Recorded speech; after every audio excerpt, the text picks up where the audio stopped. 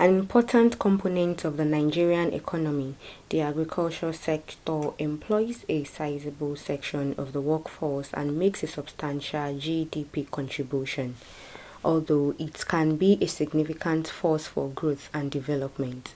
It faces many obstacles that prevent it from being productive and self-sufficient.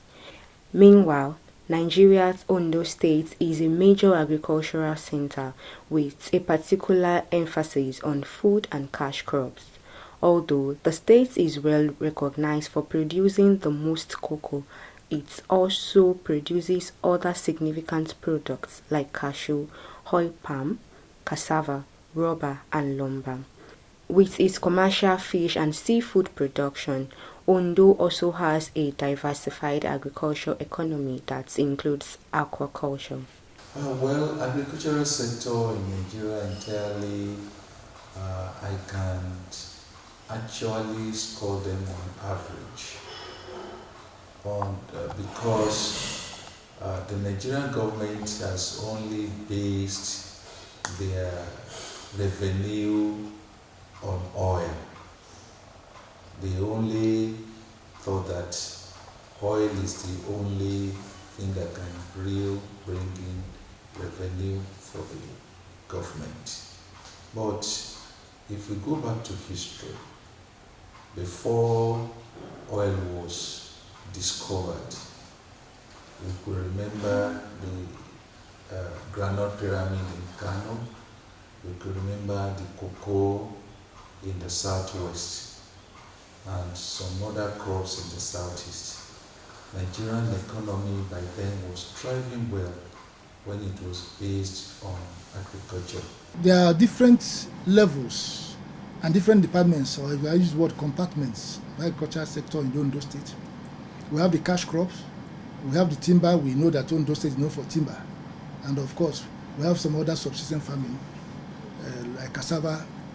But if I may really be bold to say, I say that the major crop Ondo State is known for is cocoa. Cocoa is the major cash crop.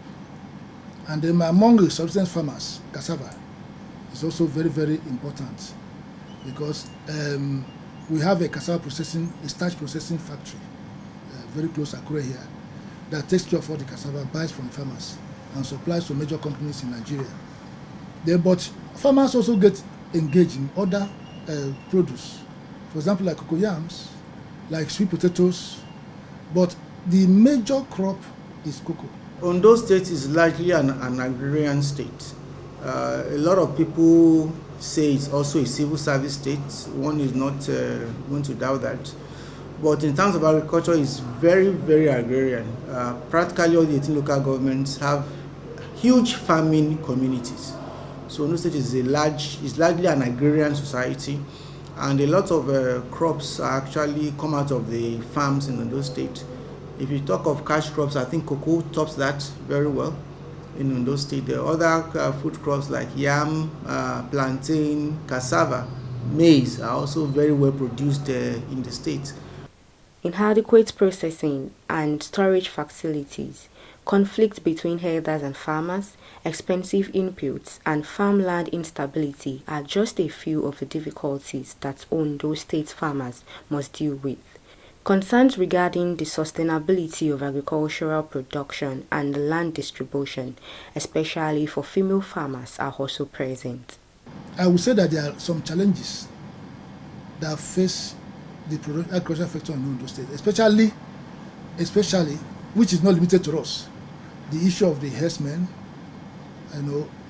frightening farmers from their farms, and then the climate change. Sometimes when you don't expect rain will fall so much. When you don't expect rain will cease. So it affects crops, affects both the cash crops and some other crops that farmers are engaging. And it is a really major challenge, and which I hope the government will look into to help farmers. So the farmers are laboring under very stringent conditions because they are afraid to even go to their farms because of bandits and all those people that will lead them. And secondly, the weather is not friendly presently. It's unstable. It's not predictable. And because weather is not predictable, it affects the crops. Actually, I can score agriculture in Ondo State 0. They have not been doing well. Of course, Ondo State is blessed. We have good weather. Considering even the name given to Ondo State, the Sunshine State. Looking at the natural provision by God, both sunshine and rain, Ondo State is supposed to be one of the leading agricultural producer in Nigeria and even well known. But the government has actually not been doing well in so many aspects. And the challenges are so enormous. Apart from the issue of funds, which is cosmopolitan, accessibility to the farms is also a problem. They are bad road network. The roads are bad. So to move their produce from the farm to the cities where they are sold is still a big challenge. So the roads are a problem. Then there is the issue of the middleman problem too. For most of the farmers, the middlemen are the ones taking the bulk of the profit because they pay the farmers peanuts, collect the produce from them, and at the end of the day, the middlemen make most of the money from such engagement. So the farmers actually get next to nothing. So the farmers live in penury despite all the intensive work they put.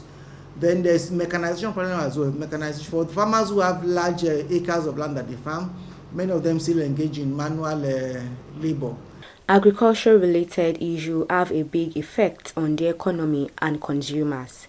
Reduced agricultural production brought on by problems like resource depletion, climate change, and lack of access to technology can result in higher costs, less food available, and even food insecurity for consumers.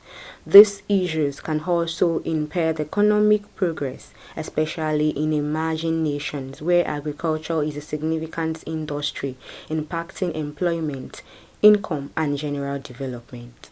And I can tell you sincerely, Ondo is good, especially in yam, in maize, in even everything. Our Ondo is very super. From here, the land I've been using for 10 years, is still giving me fat yam. The same land, no fertilizer, no nothing. We are still producing. In the city, what of in the village? Our land are live value. From Ondo to Ore, look to the right, to the left, you will see wilderness. We can convert these things into. Look for some of our graduates who study agriculture. Look for a portion of land. Take about maybe 30 acres. You farm yam. Another area, 30 acres. You farm cocoyam. Another somewhere, 30 acres. You farm one thing. Spread it like that. Create a mini village, which is going to be called city village. In the bush, some of these, our graduates, they will be ready to go there.